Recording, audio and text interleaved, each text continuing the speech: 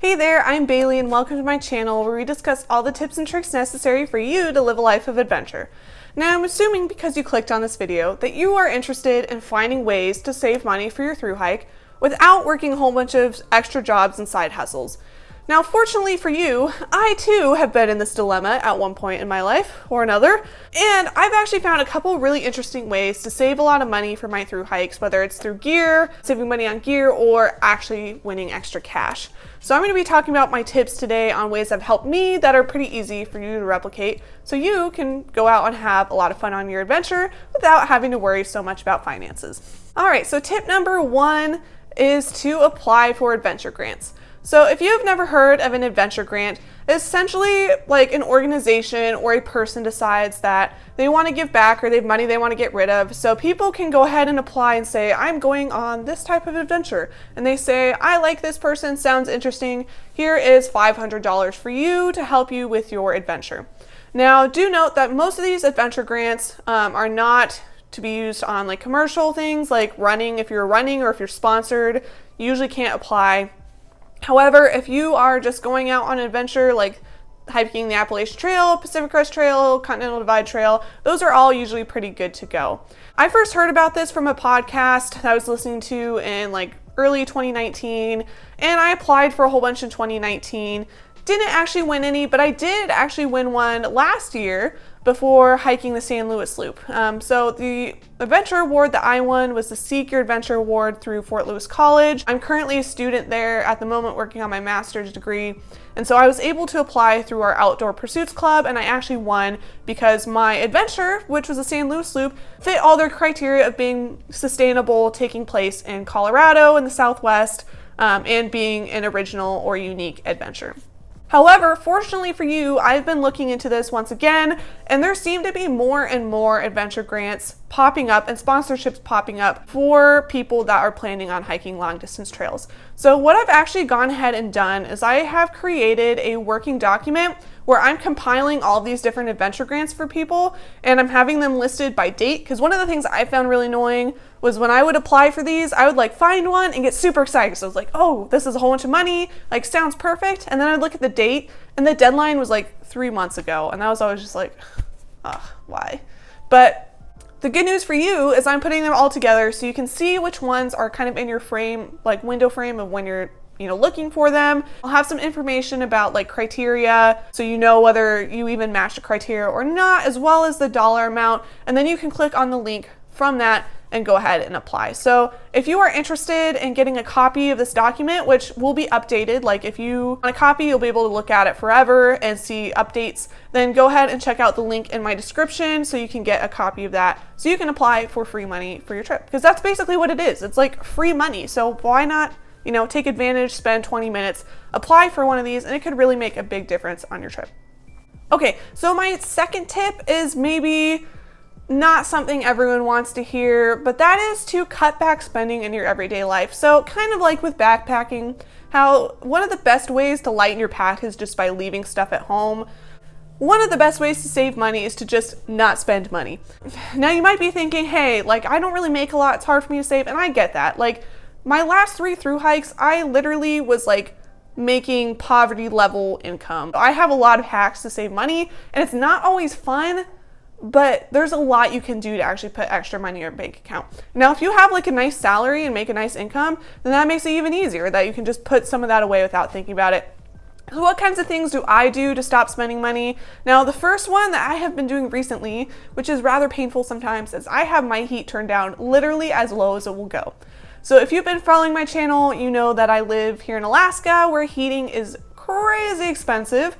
And I have my heat turned down to a very warm 48 degrees in my house. I walk around in long johns and extra clothes all the time. I'm always under blankets to try to stay warm. So that's something I do to try to keep my costs down, which probably doesn't save a ton of money, but I mean, propane's expensive, so every little bit makes a difference. Another thing you can do that, again, might not save a ton of money, but could add up over time is, take a couple less showers. Like, we're all gonna be dirtbags outside anyways, right? Like, I only take a shower once every week or 2 or 3 when I'm long distance hiking, so I can do, cut out a shower week at home too. Some other things you could do is to get rid of Netflix, or at least share with your friends to cut that in half.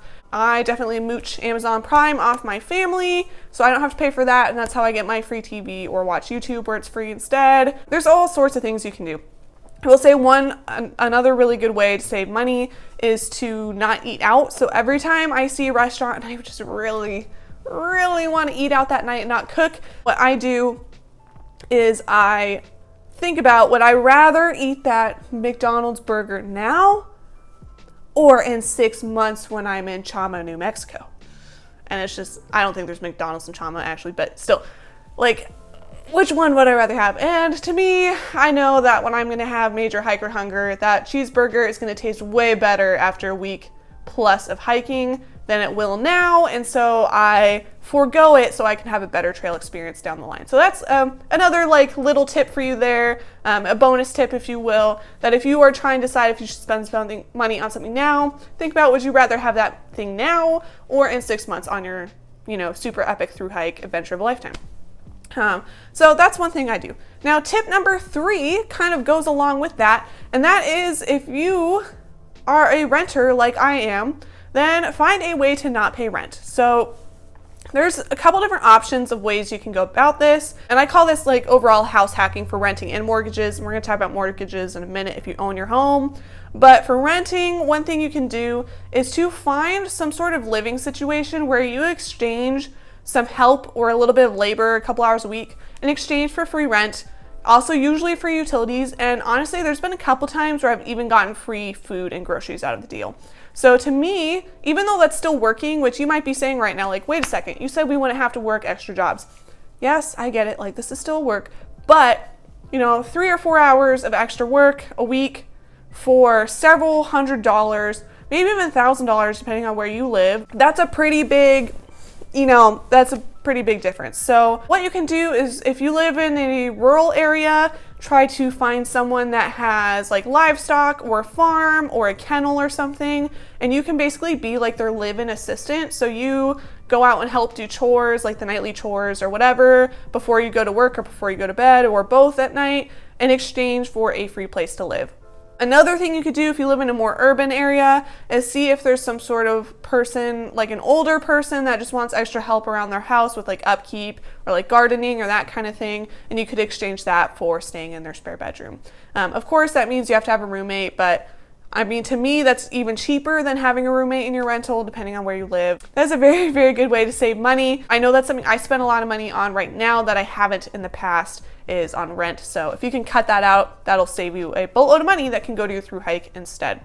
Now, if you own your own home or are looking to buy a home, one thing you could do too is, this again is called house hacking, and it's something I picked up from watching a lot of financial channels, is to basically save your money or sell your house and use it for a big down payment on a multifamily property. So buying like a townhome that has like 4 units, or a condo with 4 different units, or something like that, where you live in one unit and you rent out the other units to help cover your rent or cover your mortgage. And so hopefully if you're doing this, you make enough rent off the other properties that you don't pay anything out of your pocket for a mortgage each month. And the nice thing is that means that you would be free to go do a long distance hike without losing money on your mortgage. You're not paying a mortgage anyways at that point. So as long as you can manage your properties on the go or have a property manager, then you are not paying anyways. And if you felt comfortable, you could even rent out that extra unit that you lived in before for a couple months or short term, and then you would be making even more money, right? So that's another option. Obviously that doesn't work for everyone, but it could be an option for you, just to help you kind of save some money both before and during your long distance hiking trip. Okay, so back to more tips about how to get free money, which leads me to tip number 4, and that is to sign up for an REI credit card. So this is my REI credit card. I signed up for it before leaving for my through hike in 2018 when I was trying to save for the Colorado Trail, and it has honestly been great. Like, I have gotten so much more out of it than I thought it would. The reason why I got this and why I'm recommending this is a lot of times REI has a special that if you sign up for their credit card, you get a $100 credit that goes towards your, it's basically like a $100 dividend if you're already an REI member that you can spend at their stores. Now, the other bonus to signing up for an REI credit card is that likely if you were planning a through hike, especially your first through hike, then you need to buy gear to take out with you. So when you use your REI credit card at an REI store, you get an extra 5% dividend from your purchase. So if you buy $100 worth of gear, you get $5 is added to your dividend for next year. If you use this to buy anything wherever, so say you go buy $100 worth of groceries for the month and you use your REI credit card to pay for it, then you get $1 towards your dividend for next year. Now, the downside to that is if you are using it in the same year that you're going to be hiking, you won't see that dividend money until the following year. Although I do think REI is kind of changing how their dividend works a little bit, where you can access some of that earlier depending on how you have your card set up. But overall, for most people, you won't see that till the next year. But again, that's still free gear. Most likely you're going to come back from your Thru-Hike and be addicted to hiking. Just going to warn you about that now. So then you'll have that so you can buy more gear or use it on the trail or whatever. Or if you're planning your Thru-Hike for a couple years from now, then you'll have that to help you purchase gear as you go. So of course, the one thing with that is if you are not responsible with credit cards, or you know that you will not pay it off every month, then do not sign up for a credit card. I'm going to say that again. If you are not responsible with your money, do not sign up for a credit card. So for me, I pay off my credit card at least twice a month. I'm just using it to buy things I would already buy anyways, but don't use it and don't sign up for it if you are going to be buying things that you can't afford. So just make sure you're using it responsibly. It's really great because it also builds your credit, that kind of thing, brings up your credit score, but you just want to be responsible about how you're using it. So that leads me to tip number 5, which is my last one, and that is to enter gear giveaways. So you might be thinking, but Bailey, do people actually win those gear giveaways? I always see them on Facebook, but I never hear who wins. Well, I have to tell you, in 2019, before going on my Great Divide Trail Thru-Hike, I signed up for a giveaway that I saw on Facebook on a whim. It was like the last day. I only did one entry. I didn't do all the extra stuff. I completely forgot about it. A week later, I get an email. Congratulations, you've won. What? I totally thought it was a scam at first. I was like, I had to look it up and be like, is this person even real? And then I remembered that it was from the giveaway that I won. And I was just like, whoa, like people actually win these things. So it was a huge major surprise, and it really has changed not only my GDT Thru-Hike, but my Thru-Hike since then, because I won gear that I would have loved to have, but I didn't want to spend money on it at the time. Before I was planning on using my Gregory backpack that I used on the Colorado Trail, but because I won that giveaway, I actually won my Hyperlight Mountain Gear Southwest backpack that I've used the last 2 years and plan to use going forward.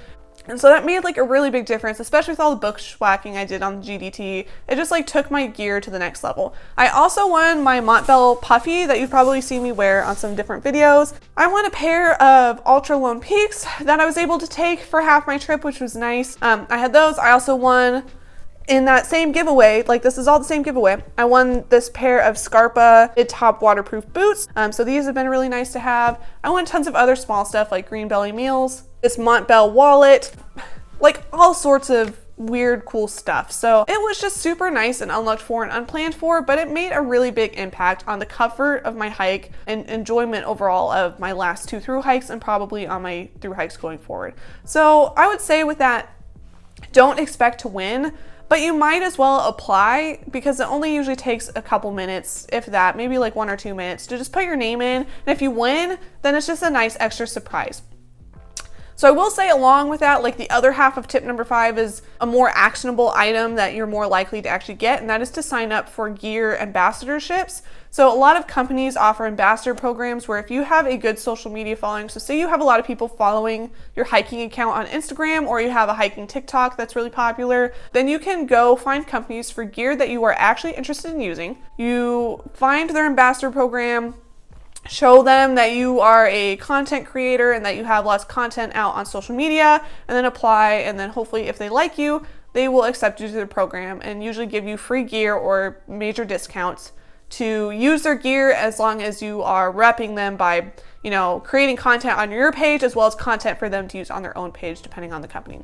So the only thing with this is, again, don't apply for companies for gear that you don't want to use, because you don't want to be put in a position where you are accepted and have this gear but you don't like it. So now you're trying to write a blog post in the middle of your AT Thru-Hike for gear that you don't really like, but trying to make it sound like you do like it so you can give it to the company, and it's just like, awkward position. The other thing that I should point out is that some companies have better ambassador programs than others. They're not all created equal. So make sure that you check out what sort of things they are offering you and what you need to do in return. Obviously, the ones for a company that you really like and already use, and they give you all free gear and you just send them a couple pictures every now and again, sounds great. If it's a company you're not wild about and you have to write blog posts and create videos and do X, Y, and Z, and they only give you a 30% discount on their gear, I would probably steer away from those types of ambassadorships. So plenty out there. Just, if there's gear you already have and already like, be sure to just check out the company's website and see if you can maybe get some free gear through them by repping their brand. And then I do want to also point out once again that I also am including some ambassadorships and definitely gear giveaway type things if it's ongoing in that working document list of adventure grants. So you can go ahead and check that out if you're more interested in gear than you are in free money. So both are on there. So might as well check out that link and get your copy so that way you can see that and get free money and free gear.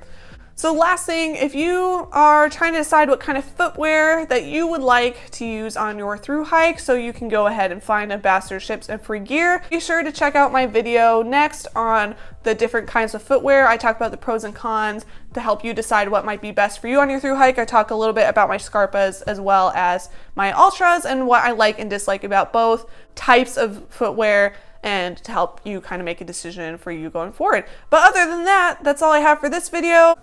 I would love to know if you have any other money saving tips that you want to share. That way I can add it to my list. And also, if you have any awesome adventure grants or gear giveaways or ambassadorships, be sure to drop a link below, especially if you are one of those companies, and let me know and I will add you to my list. That way everyone else can see it as well. But that's all I have. Smash the like button if this video has been helpful, and I will see you all next week out on the trails.